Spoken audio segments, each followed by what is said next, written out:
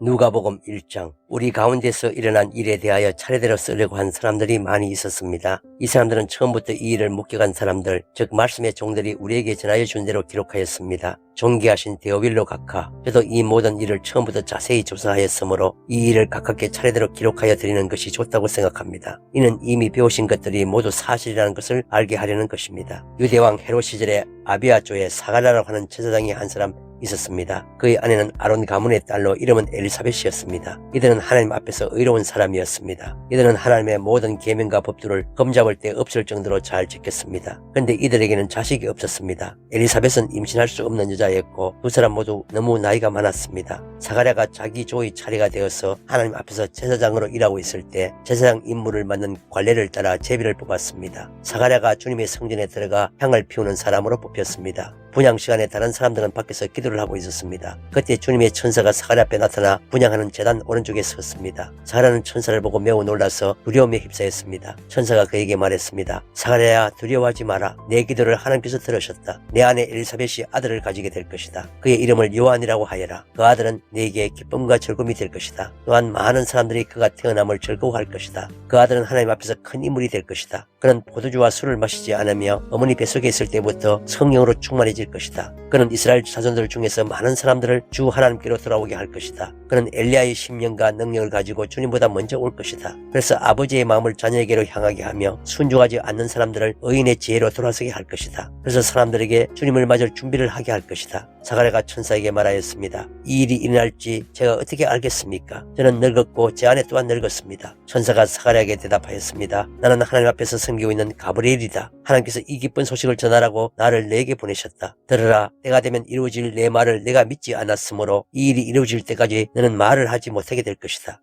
사람들이 밖에서 사가랴를 기다리고 있었습니다. 사람들은 그가 성전에서 늦어지는 것을 이상하게 생각하였습니다. 사가랴가 밖으로 나왔는데 아무 말도 할 수 없었습니다. 사람들은 그가 성전 안에서 환상을 본 줄 알게 되었습니다. 사라는 단지 손짓만 할 뿐 말을 하지 못했습니다. 제사장 직무기간이 끝난 뒤에 사라는 집으로 돌아갔습니다. 그 후에 엘리사벳이 임신하게 되었습니다. 그녀는 임신한 후 5달 동안 집 밖에 나오지 않았습니다. 그녀가 말했습니다. 주님께서 나를 너그러이 돌보아 주셔서 아이를 주심으로 사람들로부터 당하는 내 부끄러움을 없애주셨다. 임신한 후 6째 달에 하나님께서 가브리엘 천사를 나사렛이라고 하는 갈릴리 한 마을로 보내셨습니다. 가브리엘은 다윗 가문의 요셉이라고 하는 사람과 약혼한 처녀에게 가게 되었습니다. 이 처녀의 이름은 마리아였습니다. 천사가 마리아에게 와서 말했습니다. 은혜를 입은 여인이여 기뻐하여라. 주께서 당신과 함께하길 빈다. 마리아는 천사의 말을 듣고 너무나 놀라서 이게 도대체 무슨 소리인가 하고 생각하였습니다. 천사가 마리아에게 말했습니다. 마리아야, 두려워하지 마라. 하나님께서 내게 은혜를 베푸신다. 보아라, 내가 아이를 임신하게 되어 아들을 낳을 것이다. 너는 그 이름을 예수라고 하여라. 그는 크게 되어 가장 높으신 분의 아들이라고 불릴 것이다. 주 하나님께서 그에게 그의 주상 다윗의 왕자를 주실 것이다. 그는 영원히 야곱의 집을 다스릴 것이며 그의 나라는 끝이 없을 것이다. 마리아가 천사에게 말했습니다. 나는 남자를 알지 못하는 처녀인데 어떻게 이런 일이 있을 수 있습니까? 천사가 마리아에게 대답했습니다. 성령이 내게 내려오시고 가장 높으신 분의 능력이 너를 감싸주실 것이다. 태어날 아이는 거룩한 분 하나님의 아들이라고 불릴 것이다. 보아라, 내 친척 엘리사벳도 나이가 많지만 임신하였다. 그녀는 임신하지 못한다고 생각하였으나 벌써 임신한 지 6달이 되었다. 하나님께서는 하지 못하실 일이 없다. 마리아가 말했습니다. 보소서, 저는 주님의 여종이오니 당신의 말씀대로 제게 이루어질 것을 믿겠습니다. 그러자 천사가 마리아에게서 떠나갔습니다. 그 무렵에 마리아가 일어나 유대지방 산골에 있는 동네로 서둘러 갔습니다. 사가랴의 집으로 들어가서 엘리사벳에게 인사하였습니다. 엘리사벳이 마리아의 인사를 받을 때 아기가 뱃속에서 뛰놀았습니다. 엘리사벳이 성령으로 충만해져서 큰 소리로 외쳤습니다. 당신은 여인들 중에서 가장 복받은 자입니다. 당신의 뱃속에 있는 열매가 복됩니다. 내 주님의 어머니께서 내게 오시다니 무슨 일입니까? 보소서, 당신이 인사하는 소리가 내게 들릴 때 내 뱃속의 아이가 기뻐서 뛰어들었습니다. 주님께서 말씀하신 것이 이루어질 것을 믿은 자는 복이 있습니다. 마리아가 말하였습니다. 내 영혼이 주님을 찬양합니다. 내 영혼이 나의 구주 하나님을 기뻐합니다. 그것은 주님께서 이 여종의 비천함을 돌보셨기 때문입니다. 이제부터는 모든 세대가 나를 복되다 할 것입니다. 그것은 전능하신 분이 내게 이 큰 일을 행하셨기 때문입니다. 주님의 이름은 거룩합니다. 주님의 자비하심은 하나님을 두려워하는 자에게 대대로 있을 것입니다. 주님은 강한 팔로 권능을 행하시고 마음이 교만한 자를 흩으셨습니다. 하나님은 왕들을 왕자로부터 끌어내리시고 낮고 천한 사람들을 높이셨습니다. 굶주린 사람들을 좋은 것으로 채우시고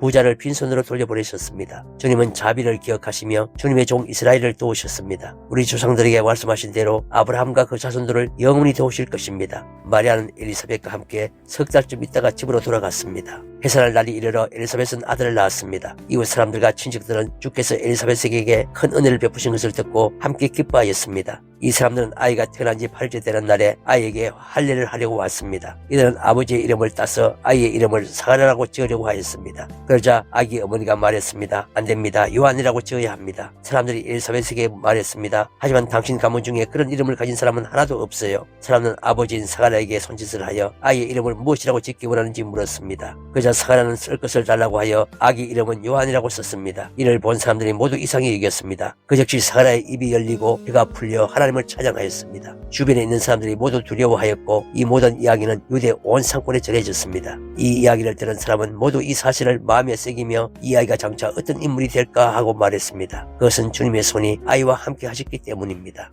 요한의 아버지 사가랴가 성령으로 충만하여 예언하였습니다. 주 이스라엘의 하나님은 찬양을 받으실 분이시다. 주께서 백성들을 돌보시며 구원을 베푸셨다. 하나님의 종 다윗의 집에서 우리를 위한 구원의 뿔을 드셨다. 옛날 거룩한 예언자의 입으로 말씀하셨다. 우리를 원수에게서 구원하시고 우리를 미워하는 모든 사람의 손에서 건져내셨다. 주님께서 우리 조상에게 자비를 베푸시고 거룩한 언약을 기억하셨다. 이것은 우리에게 주시려고 우리 조상 아브라함에게 하신 맹세다. 우리를 원수들의 손에서 구원하셔서 두려움 없이 주님을 섬기게 하셨고 평생 동안 주님 앞에서 거룩하고 어렵게 살아가게 하셨다. 아기야, 너는 가장 높으신 분의 예언자로 불릴 것이다. 내가 주님보다 앞서가며 주님의 길을 준비할 것이다. 백성들에게 죄를 용서받는 구원의 지식을 줄 것이다. 우리 하나님의 사랑과 자비를 인하여 떠오른 태양이 높은 곳에서 어두움과 죽음의 그늘에 앉은 우리들에게 빛을 비출 것이다. 그래서 우리의 발을 평화의 길로 인도하실 것이다. 아기는 자라서 심령이 강해졌습니다. 요한은 이스라엘 백성 앞에 나타난 날까지 광야에서 살았습니다.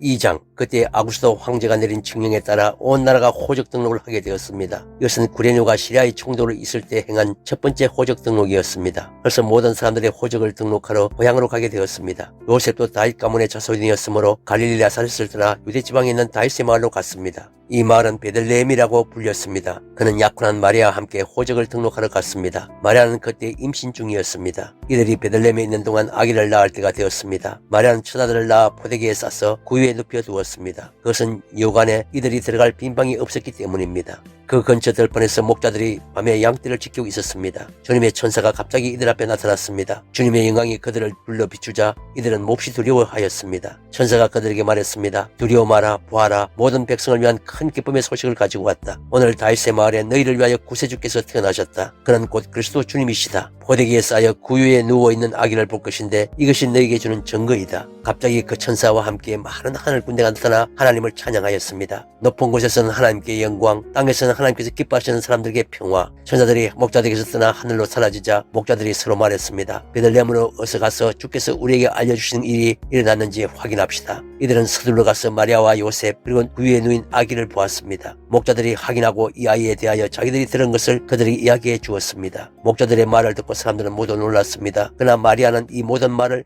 마음속에 소중히 간직하였습니다. 목자들은 돌아가면서 천사들이 일러준 대로 자기들이 듣고 보았으므로 하나님께 영광을 돌리고 찬양을 드렸습니다. 태어난 지 8일째 되는 날에 아기는 할례를 받았고 그 이름을 예수라고 하였습니다. 이 이름은 아기가 뱃속에 있을 때에 천사가 일러준 것이었습니다. 모세의 율법에 따라 정결 예식을 치르는 때가 되었습니다. 마리아와 요셉은 예수님을 하나님께 드리려고 예루살렘으로 데리고 올라갔습니다. 이것은 주님의 율법에 다음과 같이 기록되어 있기 때문입니다. 첫 번째 태어나는 모든 남자아이는 하나님께 거룩한 자로 불릴 것이다. 또 마리아와 요셉은 비둘기 2마리나 어린 집비둘기 2마리를 드려야 한다고 기록된 하나님의 율법에 따라 희생 제물을 바치려고 예루살렘에 올라간 것입니다. 예루살렘에 시므온이라는 한 사람이 있었습니다. 이 사람은 의롭고 경건한 사람으로서 하나님께서 이스라엘을 위로하실 때를 기다리고 있었습니다. 성령께서 이 사람과 함께 하셨습니다. 성령께서 시몬에게 주 그리스도를 보기 전에는 결코 죽지 않을 것이라는 계시를 주셨습니다. 시몬은 성령으로 충만해져서 성전으로 왔습니다. 마침 마리아와 요셉이 율법의 규정대로 행하기 위해 어린 예수님을 성전으로 데리고 왔습니다. 시몬이 아이를 팔에 안고 하나님께 찬양하였습니다. 주님, 이제 주님의 종을 주님의 말씀대로 평화롭게 떠날 수 있게 하셨습니다. 제 눈으로 주님의 구원하심을 보았습니다. 주님께서 이 구원을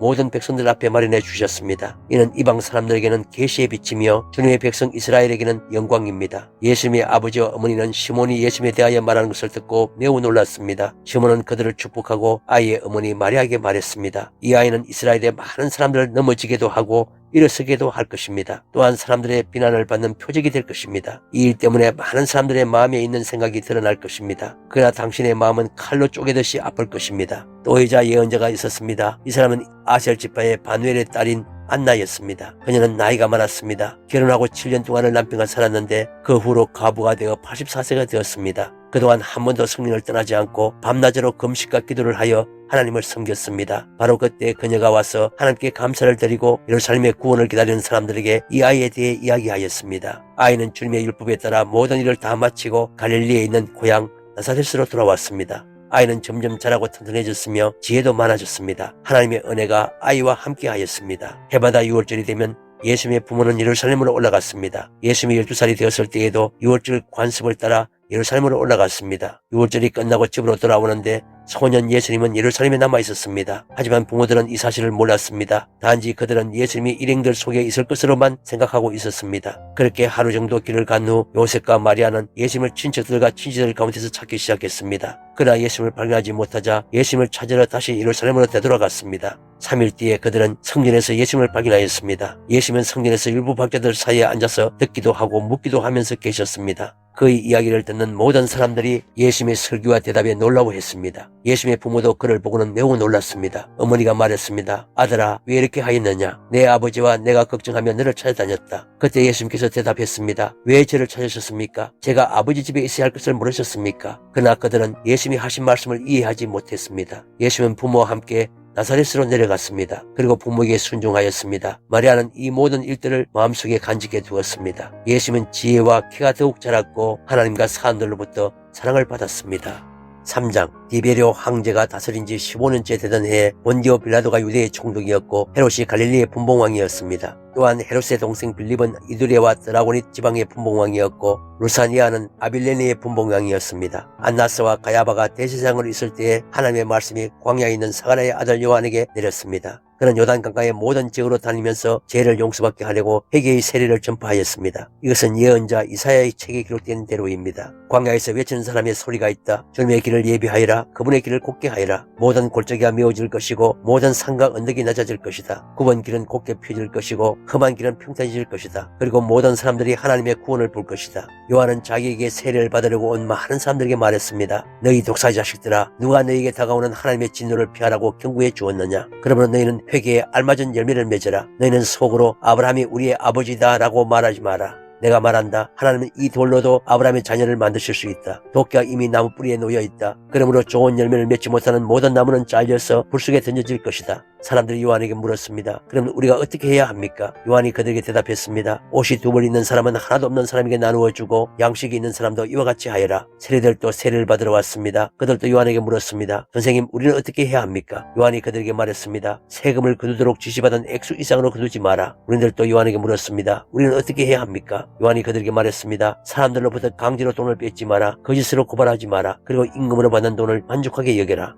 백성들은 그리스도를 기다리고 있었기에 혹시 요한이 그리스도일지도 모른다는 생각을 마음속으로 하였습니다. 요한이 모든 사람들에게 대답하였습니다. 나는 물로 세례를 주지만 나보다 더 능력 있으신 분이 오실 것이다. 나는 그의 신발끈을 풀기도 부족하다. 그는 너희에게 성령과 불로 세례를 주실 것이다. 화장마당을 깨끗게 하고 알코올 콧간에 저장하기 위해 그분은 손에 키를 드셨다. 죽정이는 꺼지지 않는 불에 태워버릴 것이다. 요한은 이외에도 많은 근면을 하면서 백성들에게 복음을 전파하였습니다. 헤롯 분봉왕은 헤로디아의 일과 그 외에도 그가 저지른 여러 가지 악한 일 때문에 요한에게 책망을 받았습니다. 거기에다가 헤롯은 한 가지 악을 더 저질렀습니다. 그것은 요한을 감옥에 가둔 것입니다. 모든 사람들이 세례를 받았을 때 예수님께서도 세례를 받으셨습니다. 예수님이 기도하고 계실 때 하늘이 열렸습니다. 그리고 성령이 비둘기의 모습으로 예수님께 내려왔습니다. 하늘로부터 너는 내 사랑하는 아들이다. 내가 너로 말미암아 기쁘다. 라는 목소리가 들렸습니다. 예수님께서 일을 시작하신 때는 30세쯤이었습니다. 사람들은 예수님을 요셉의 아들로 여겼습니다. 요셉은 헬리의 아들입니다. 헬리는 마따스의 아들이고 마따스는 레위의 아들입니다. 레위는 멜기의 아들이고 멜기는 얀나의 아들입니다. 얀나는 요셉의 아들입니다. 요셉은 마따디아의 아들이고 마따디아는 아모스의 아들입니다. 아모스는 나옴의 아들이고 나옴은 에슬리의 아들입니다. 에슬리는 낫게의 아들입니다. 낫게는 마아스의 아들이고 마아스는 마따디아의 아들입니다. 마따디아는 서므인의 아들이고 서므인은 요색의 아들입니다. 요색은 요다의 아들입니다. 요다는 요하난의 아들이고 요하난은 레사의 아들입니다. 레사는 스룹바벨의 아들이고 스룹바벨은 스알디엘의 아들입니다. 스알디엘은 네리의 아들입니다. 네리는 멜기의 아들이고 멜기는 앗디의 아들입니다. 앗디는 고삼의 아들이고 고삼은 엘마담의 아들입니다. 엘마담은 에르의 아들입니다. 에르는 예수의 아들이고 예수는 엘리에스의 아들입니다. 엘리에스는 요림의 아들이고 요림은 마따스의 아들입니다. 마따스는 레이의 아들입니다. 레이는 시몬의 아들이고 시몬은 유다의 아들입니다. 유다는 요셉의 아들이고 요셉은 요남의 아들입니다. 요남은 엘리야김의 아들입니다. 엘리야김은 멜레아의 아들이고 멜레아는 맨나의 아들입니다. 맨나는 마따다의 아들이고 마따다는 나단의 아들입니다. 나단은 다윗의 아들입니다. 다윗은 이세의 아들이고 이세는 오베스의 아들입니다. 오베스는 보아스의 아들이고 보아스는 살몬의 아들입니다. 살몬은 나손의 아들입니다. 나손은 아미나답의 아들이고 아미나답은 아드민의 아들입니다. 아드민은 아니의 아들이고 아니는 헤스론의 아들입니다. 헤스론은 베레스의 아들이고 베레스는 유다의 아들입니다. 유다는 야곱의 아들이고 야곱은 이삭의 아들입니다. 이삭은 아브라함의 아들이고 아브라함은 데라의 아들입니다. 데라는 나홀의 아들입니다. 나홀은 서룩의 아들이고 서룩은 르우의 아들입니다. 르우는 벨렉의 아들이고 벨렉은 헤브의 아들입니다. 헤브는 살라의 아들입니다. 살라는 가이난의 아들이고 가이난은 아박사스의 아들입니다. 아박사스는 셈의 아들이고 셈은 노아의 아들입니다. 노아는 레멕의 아들입니다. 레멕은 머두셀라의 아들이고 머두셀라는 에녹의 아들입니다. 에녹은 야레스의 아들이고 야레스는 마할랄렐의 아들입니다. 마할랄렐은 가이난의 아들입니다. 가이난은 에노스의 아들이고 에노스는 셋의 아들입니다. 셋은 아담의 아들이고 아담은 하나님의 아들이었습니다.